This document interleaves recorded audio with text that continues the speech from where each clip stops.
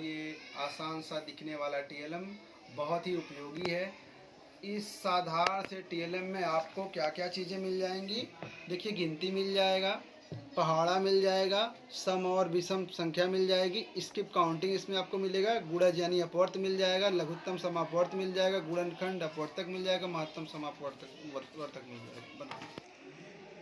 देखिए, जैसे हमको सबसे पहले क्या सिखानी है, गिनती। बच्चों गिनती सिखानी है। तो देखिए, ये लूडो की हमने ये ले ली है गोटियाँ। तो क्या करेंगे, एक पे हम रखेंगे, तो जब एक आता है तो एक एक खाना कूदते हैं। तो 1 2 3 4 5 6 7 8 9 10 11 12 ऐसे करके हम लूडो की तरह, जैसे सांप सीढ़ी वाला होता है ना, वैसे हमने गिनती को लिख रखा है। और बच्चे आसानी से यहाँ से गिनते हुए कहाँ पहुँच जाएंगे, 100 तक। तो ये हमारी गिनती की अवधारणा स्पष्ट कर देता है, ये हमारा। उसके बाद दूसरा आता है पहाड़ा। तो जैसे कि हमको मान लीजिए 2 का पहाड़ा करना है, तो हमने क्या किया है, 2 पे सिंपली हमने क्या किया, इसको रख दिया इसको। फिर बच्चों से आप अगर नहीं कहेंगे कि पहाड़ा है, तभी 2 है तो 2 खाना छोड़ छोड़ के कूदना है। एक खाना छोड़ कूदेंगे दूसरे खाने पे। तो फिर क्या करना है, 2 खाना है तो अब क्या करेंगे, दूसरी वाली गिनती पे जाएंगे, इसको छोड़ देंगे तो आप चले जाएंगे 4 पे, फिर आएंगे 1 2, फिर 6 पे आएंगे, फिर 1 2, फिर 8 पे आएंगे, फिर 1 2 करके आ जाएंगे आप 10 पे। तो ऐसे करके आप पहाड़ा भी सीख सकते हैं बहुत ही आसानी से। तो ये हमारी पहाड़ा की अवधारणा। आप 3 का पहाड़ा पढ़ सकते हैं, 6 का पहाड़ा पढ़ सकते हैं, जो भी चाहें तो 10 तक पहाड़ा इसमें आप आसानी से कर सकते हैं। देखिए, 100 तक गिनती हमारा कवर हो गया, 10 तक पहाड़ा भी हमारा इसमें आसानी से कवर हो जाएगा। इसके बाद आता है सम और विषम संख्या। सम और विषम संख्या देखिए, हमने 2 अलग अलग रंगों से लिख रखा है, एक लाल है एक काला। तो जो ये काला वाला रंग, जो भी अक्षर लिखे हुए हैं, सब कैसी संख्याएं हैं, सब सम संख्याएं हैं। और जो लाल वाली हमने संख्याएं लिख रखी हैं, वो हमारी विषम संख्याएं हो गई। इसको हम देखना चाहेंगे आसानी से। जो अगर हम ऐसे भी कहें कि जो 2 से कट जाती हैं तो वो सम संख्या है, तो देखिए वही संख्याएं जो काले रंग से लिखी हुई है संख्याएं, वो सब सम संख्याएं हमारी हो गई। और बाकी जो रेड से लिखी हुई है वो कैसी हो गई, विषम संख्या हो गई। इसके बाद आता है स्किप काउंटिंग।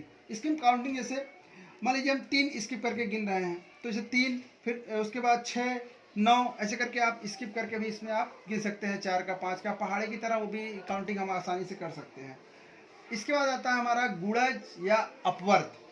अपवर्त क्या होता है दोस्तों, कि इसमें हम किसी भी संख्या के, हमको 3 का अपवर्त निकालना है, तो हम क्या करेंगे, 3 का अपवर्त निकालने के लिए फिर क्या करेंगे, देखिए 3 का अपवर्त हो जाएगा 6, फिर 3 खाना और 9, फिर 12 15, फिर 3 खाना और कूदेंगे 1 2 3 18, 1 2 3 21, 1 2 3 24। ये इसके अपवर्त निकाल सकते हैं हम।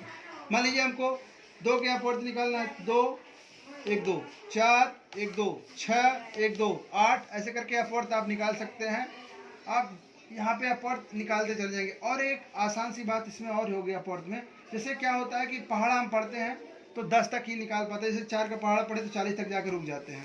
इसमें आप 4 का पहाड़े में भी इसमें फायदा है। 4 का पहाड़ा आप 12 बार, कोई पूछ लिया 4 का पहाड़ा 12 बार पढ़ेंगे तो क्या आएगा, 15 बार पढ़ेंगे तो क्या आएगा।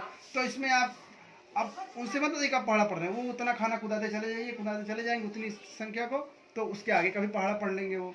और अपवर्त भी आसानी से निकल जाता है। लघुत्तम समापवर्त हमारा कैसे निकलेगा, मान लीजिए हमको निकालना है 4 का लघुत्तम समापवर्त और 3 का लघुत्तम समापवर्त। देखिए 4 का और 3 का, तो देखिए 4 वाली हम लोग गोटियों कहाँ रख दिए, 4 पे और 3 पे, दोनों का निकालना है। तो फिर क्या करना है, 3 वाला कूदेगा 3 खाना कूदेगा, 1 2 3।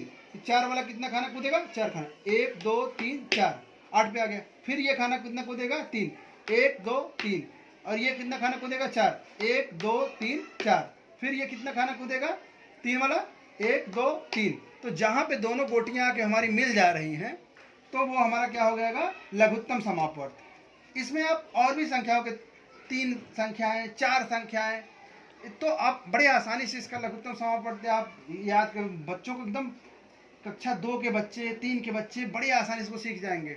और जब बच्चा बड़ा हो जाएगा तो उससे हम लोग ये कह सकते हैं कि आपने पिछली कक्षा में जो सांप सीढ़ी का गेम खेला था ना बेटा, वही हमारा लघुत्तम समापवर्त था। बड़ी आसानी से हम इसको सीख जाएंगे।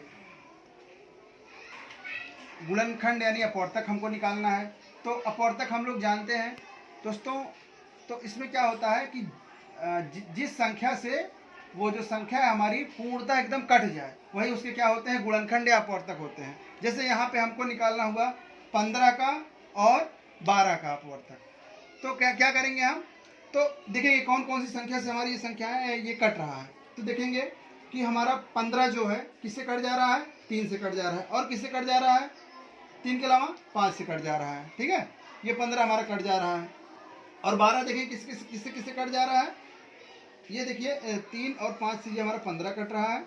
और जो 12 है हमारा, वो 12 के कितने से कट जाएगा हमारा, एक को तो हम छोड़ देंगे, उसके बाद हम क्या लेंगे, 3 से कट जाएगा हमारा, और किससे कट जाएगा, 6 से कट जाएगा। तो देखिए जहाँ पे दो अपवर्तक का मतलब जो छोटी छोटी संख्या जिससे दी गई संख्या हमारी आसानी से विभाजित हो जाती है पूर्ण रूप से, वही हमारा क्या होता है, हमारा महत्तम समापवर्तक होता है। तो इससे हम आसानी से बच्चों को महत्तम समापवर्तक भी सिखा सकते हैं। ठीक है, तो ये हमारा देखिए मल्टीपर्पज टीएलएम है, जिसमें हमने क्या क्या सीख लिया है, गिनती सीख लिया है, पहाड़ा सीख लिया है, सम और विषम संख्या सीख लिया है, स्किप काउंटिंग सीख लिया है, गुणज या अपवर्त सीख लिया है, लघुत्तम समापवर्त सीख लिया है, गुणनखंड अपवर्तक सीख लिया है, महत्तम समापवर्तक सीख लिया है। तो ये हमारे साधारण से दिखने वाले टीएलएम में आपको इतनी सारी 8 चीज़ें बड़े आसानी से हम इसमें से मिल सकती हैं हमको। धन्यवाद दोस्तों।